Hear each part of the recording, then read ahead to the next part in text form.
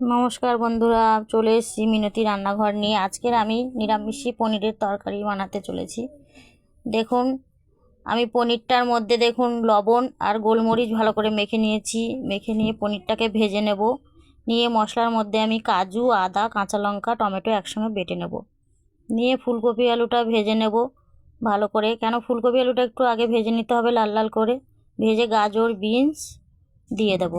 দিয়ে ওটাকে একটু 5 মিনিট নেড়ে ক্যাপসিকাম আর কড়াইশুঁটি আমি দিয়ে দেবো। কড়াইশুঁটি বন্ধুরা আগে থেকে দিলে ওটা ফেটে দু টুকরো হয়ে যাবে, তার জন্য আমি দিয়ে দিলাম। দিয়ে লবণ দিয়ে দিলাম, হলুদ দিয়ে দিলাম।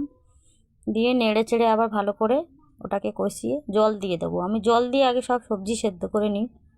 সবজিটা সেদ্ধ করে নিলাম। দেখুন, ভালো করে জল দিয়ে জল দেওয়ার 2 বাটি জল দিলাম। 2 বাটি জল দেওয়ার পর সেদ্ধ করে নেবো, ভাপিয়ে নেব। নিয়ে সেটাকে আমি ঢাকা দিয়ে রেখে দেবো। মিক্সির মধ্যে আমি মশলাটা বেটে নিয়েছি। আদা, কাঁচা লঙ্কা, টমেটো, কাজু।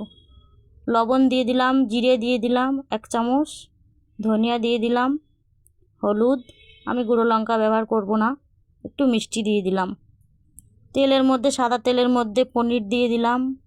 পনির দিয়ে আমি পনিরটাকে লাল লাল করে ভেজে নেব। পনিরের মধ্যে আমি হলুদ ব্যবহার করব না, কোনো মশলাই ব্যবহার করব না। পনিরটা ভেজে নিয়েছি। তেলের মধ্যে আমি গোটা গরম মশলা, সাদা জিরে, তেজপাতা দিয়ে দিলাম।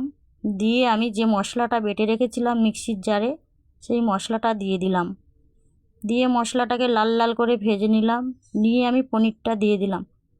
পনিরটা দিয়ে বন্ধু দেখুন, আমি সবজিটা ঢেলে দিলাম। যে সবজিটা আমি সেদ্ধ করে রেখেছিলাম, আমি 1/2 কাপ দুধ দিয়ে দেবো।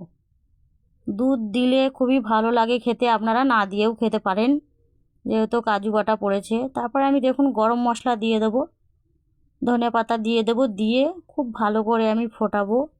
সবজি, যে কোনো সবজি না ভালো করে ফোটালে ভালো লাগে না খেতে। আপনারা এই রেসিপিটা খেয়ে দেখতে পারেন।